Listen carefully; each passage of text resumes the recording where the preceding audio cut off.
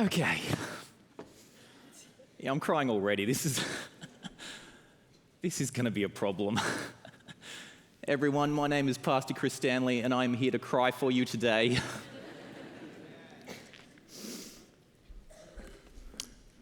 Today will be a quintessentially Chris sermon.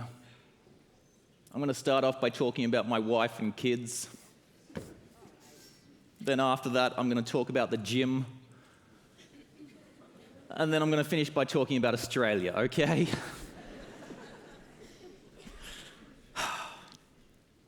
Let's get into it. Today's sermon consists of 3 statements. Don't. Do not.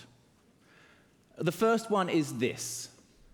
Don't stop playing. Ika Favela. Where are you? There you are. She is a fan of the Australian TV show Bluey. It's a good show. For years now, she's been saying, Chris, can we please have a sermon series based around Bluey? And so today we begin with our first point right here. The episode that is the inspiration for this first point is Rug Island. Do yourselves a favor. Don't stop playing. You know how much I love my kids. My little boy is 7, my daughter is 10. And they live in this beautiful world of imagination and play. Day after day, hour after hour, they are coming up with these incredible little games. In those moments when those games are running, everything is okay with the world. Their imagination has created a space that is perfect and playful and wonderful. Daddy, I am Maui. Ada's Moana, you have to be the crazy chicken today.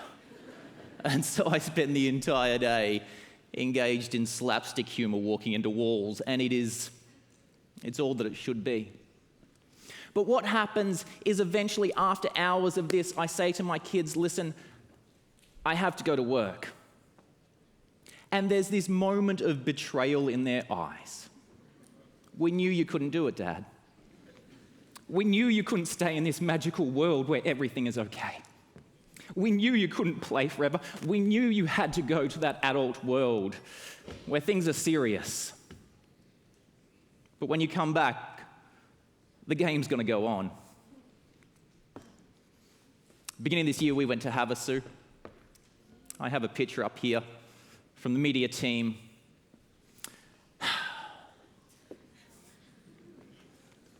As I walked out the door, my little boy who'd been playing with this little rat. I was going to work, but he said, here, Dad, take this with you. And so I did, and I took pictures of it at Havasu. Because what he was saying was simply this, and it was brilliant. Take this with you so that when you come back, I know that the game will continue to go on. Dad, don't stop playing. I love Havasu. It's so much fun. It is. There is nothing more peaceful and beautiful in my life. When I've got control of the ox, I have Vivaldi playing on the boat, and there are people being scattered across the water as they fall off the tubes behind my boat. It is peaceful for me. I love it. Cartwheels going. You're all popping up looking like drowned rats, surprised. End of the last day. We had Peter Herman behind the boat. There he is. We had him on the wakeboard, and we were trying to do this thing where I pull into a turn so tightly that we slingshot him 360 degrees around the boat. It's safer than it sounds, I promise. The sun is setting. He is there, holding an edge. We weren't successful in getting him all the way around the boat, but we were successful in not running him over, so it was a good day. As the sun was setting, though, we were coming up to the time when we needed to get off the water. And I had a crew in the boat there. Chris, do we have to go back? Chris, can we just stay out just a little bit longer? And in that moment, I recognized that language. Don't stop the game. Don't stop playing. Later that night, we're playing in that, it's just a hall. It's got lights on it. It's not complicated, but the games are running. I'm so tired because I've got to wake up again the next morning. I'm walking out and a few of you come up to me and you're like, Chris, what's going on? I'm tired, I want to go to bed. You're like, don't leave the games. Don't stop playing. Because you all sensed in that moment, you felt it coming. There is a future coming to you, an adult world full of responsibilities. It's a bright world, but it's also a hard world. A world of taxes and mortgages. A world of politicians to choose from. A world of breakups and breakdowns, a world of cancer and wars, but a world of family and love and hope. You sensed that that world was coming to you and you just wanted to play a little bit longer. Don't stop playing. Why?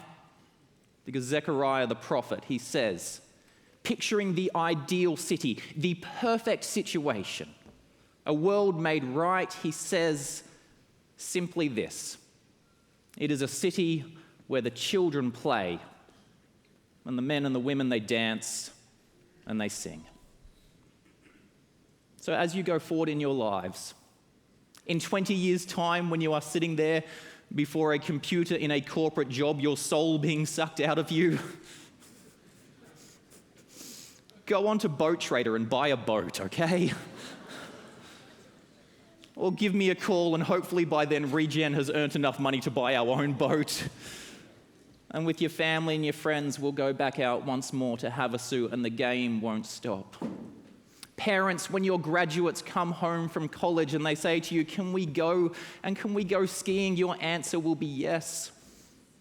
When they say, listen, can we get out the arts and the crafts and play with picture and color? Your answer will be yes. When they say, can we play with the music? Can we make noise around the piano and sing as the Sabbath opens? Your answer will be yes. Because I am old enough to know that in this world, the most beautiful thing is simply to play. Those afternoons where my lawn is mowed perfectly, the jasmine is spilling over the wall, the orange blossoms are filling the air, and I am simply throwing the football back and forth with my son. Life never gets more perfect.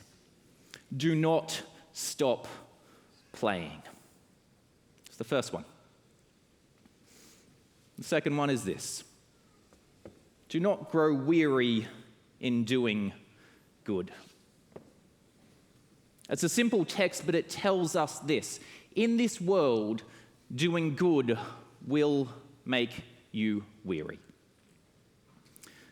People say this to me all the time: Pastor Chris, how come you're such an incredible athlete? They do. Pastor Chris, the times you can run, it's amazing. Why do you do it?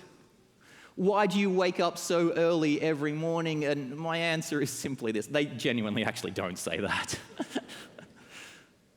But if they did ask me, my answer would be this: the reason why I wake up so early and work out so hard and make myself so tired is because of the feeling of strength is better than its alternative. It makes me weary, but it is worth it because it develops strength. Don't grow weary in doing good. In this world, doing good will make you tired. Telling the truth will be costly. Forgiving people, it will make you tired. Doing good is not an easy task in this world, but you should do it because in that it will make you tired, but it will make you so strong. This class is filled with incredible people who have done so much good in so many areas, whether it be through class office, if it's for their community, in volunteer hours, for their family. Just want to take a quick moment, though, to talk about my community, Regen. I love the patterns that we go through at Regen. We start with new volunteers regularly because they all graduate and head off to college. The new volunteers, I love them, but listen, there's some learning to do, okay? When we begin, the lights that they're running, they're bright yellow spotlights, and everybody on stage looks like they've got liver failure and jaundiced, okay? The people running the lyrics up the back, the lyrics are all over the place. The musicians, the singers aren't following Owen as he directs the music at the back. Wilfred's running a set, and a guest musician stops him halfway through and says, "Have you ever directed a set before?" Savage. Our kitchen crew is waving the pans out the window because they've burnt something in the oven. And then as we gather there together on Friday nights, everybody who comes in, not just those who are leading and serving and supporting this ministry, but everybody who comes in, they don't really know how to worship. They're there, they're distracted, they're speaking to each other. But then we work so hard. Every weekend, we come together and we practice and we serve, we dedicate ourselves to learning how to worship, we focus, and through that process, I have seen you all become so strong. I know not all of you were able to attend, but our last Vespers of the year, the music was perfect. Wilfred was there directing the set up the back again. Megan, who when she first began singing for Regen, couldn't finish a song because she'd get the nervous giggles.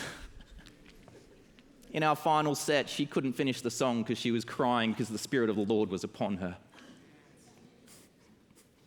It's good. Michaela, thank you for your introduction. Amazing. Michaela, who, when she first sang for Regen, hid in my office for 2 hours afterwards because the nerves were so intense. But 3 weeks ago, she said, "Chris, I've got to preach my final sermon. It's a rite of passage. I have to do this before I go." And she killed it. 2 weeks ago, as we sat there, and not only those who were leading and serving, but everyone who had come, we had learned to worship. It was a hard year. I worked you so hard. You were weary, but at the end, you were so strong. And 250 teenagers jumped around singing the lyrics, "All Hail King Jesus," and it was a good night. We even made Sean Manaharan cry.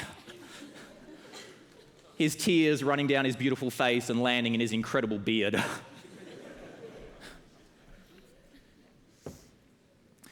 This world, it will make you weary by doing good, but in doing good, you will become so strong. And this world needs people of strength. You know how I feel about this world. I love it, but there is dark places in this world, and this world needs people who are willing to wear themselves out, who are going to do good in this world. One last example of this that's just too good to go past. I took a few of you down to Mexico for a mission trip just a few weeks ago again. We went down to this incredible little orphanage, poured ourselves out playing with these kids and caring for them.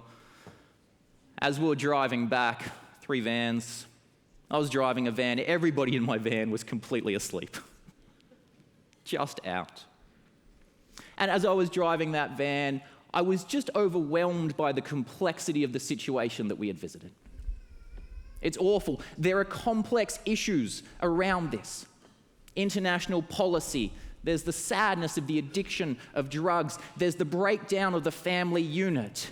But into this complex, awful, sad situation, God's solution was a bunch of humble volunteers and a few van loads of teenagers who are willing to do good in this world.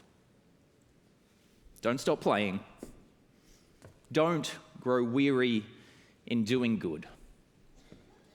And then the final point from your incredible passage. Don't stop following the well-lit path. It's a beautiful verse. Far too often we hope that this verse says there is a spotlight ahead of me that will point through my entire future and it will tell me everything that is going to happen. It's not what the scripture says. The scripture says, your word is a lamp to my feet. It will show me the next few steps, but that is enough to follow. In this life, I don't know where you're going to go. I don't know your future, but you have a lamp with you that will show you the next right steps. And if you're wondering if I'm aware that I'm quoting Frozen 2, I absolutely am. As you walk through this life, hold your scriptures and look for the next right steps. You might not be able to see far, but they will show you far enough. These steps before you, they will always be the steps of love, joy, peace, patience, kindness, goodness, faithfulness, gentleness, and self-control. If the journey ahead of you is dark, look at your feet and see where the next step is that leads in the way of love, that leads in the way of peace, that leads in the way of kindness, that leads in the way of goodness. And take that step. The beautiful thing about this path that runs before you and also through history is this, is if at any point you find yourself having fallen off the path, you can always step back onto it. Honestly, this path elsewhere described by the Apostle Paul is the path of love that does not judge and does not condemn. You can always take a step back towards this well-lit path. Let me say this very briefly, but very honestly. If anything goes wrong in your future life, please feel free to call me. Honestly. I will come and we will sit together. I will not judge. I will not condemn. We will simply look for the next right step back to this well-lit path. If you get arrested, one phone call, I will be there, I promise. If you need to hide a body, there is no better cover than a well-known pastor standing beside an open grave at a cemetery, okay? It's a joke. Okay. Nobody contact me. There is a well-lit path ahead of you. Don't stop following it. So now to the Australian part. I took the opportunity to travel back to Australia for almost 8 weeks over this past quarter. And I apologise that I missed so much of the final moments of this incredible class. It was good to be back in Australia. People kept on asking me how my trip was, and my answer was it was very Australian. It truly was. We were sitting on the headland, watching the sharks cruise up and down, eating the mullet. We couldn't surf because of the sharks. The spiders were, as they usually are. I hung out with my family, and we're in the water every day. When I go to Australia, though, and I stay at my parents' house, they have a beautiful little spot there on Ellen White's old orchard. It's a blessed place to live. I go for a run each day, and as I run around the campus there at Avondale College, I always run past my grandfather and my grandmother's gravesite. Good people. My grandfather, a preacher. My grandmother, faithful, loved him, supported, loved working in his ministry. As I run that route, I always stop because they lie under these words and they are simply so beautiful. They come from Daniel and the words are simply this: those who practice righteousness and compassion, they will shine like the stars forever. You are graduating into a world that is obsessed with attention. You are graduating into a life that is obsessed with money and accomplishments. But let me tell you this, there is a well-lit path that runs through history. And if you want your name to be remembered throughout all history, simply attach your life to that well-lit path. One last example and then we go. A few years ago, I attended a concert by Laney. Anybody a fan? Too old? Laney? Oh my word. It was literally 3 years ago. It was cheap. He's a bit of an underground artist. It's a good concert. 70,000 people down there. The music's good. He's singing about dancing around in the kitchen and he's singing about his love life. It's good, it's fun. Halfway through, though, this concert, he sings a song and it goes like this. I'm not doing the things that I really want to be doing. I am trying my best. My life might not look great, but I still talk to Jesus. What happens? 70,000 people jumping around. Suddenly that auditorium becomes church. Suddenly 70,000 people stop in recognition of a life, the life of Christ, that was lived with love and peace and patience and gentleness and self-control. In 2,000 years' time, people will forget Laney. In 3 years' time, people have forgotten Laney. But if you want your life to matter and if you want your life to count, stay on the well-lit path. Don't stop playing. Don't grow weary in doing good. Do not leave the well-lit path. When you do these things, you will be blessed. So now to finish with a final quote, because that's what graduations are all about. It is simply this, from the very famous Dominic Toretto, also known as Vin Diesel, as Michaela already mentioned, that I had not told her about. Every one of the Fast and the Furious movies end with them holding hands and saying prayer, and he simply says this: I don't have friends, I have family. We are all now family. Forever, because we are sons and daughters and children of the living God. I love you all. I am so proud of you all. Don't forget me.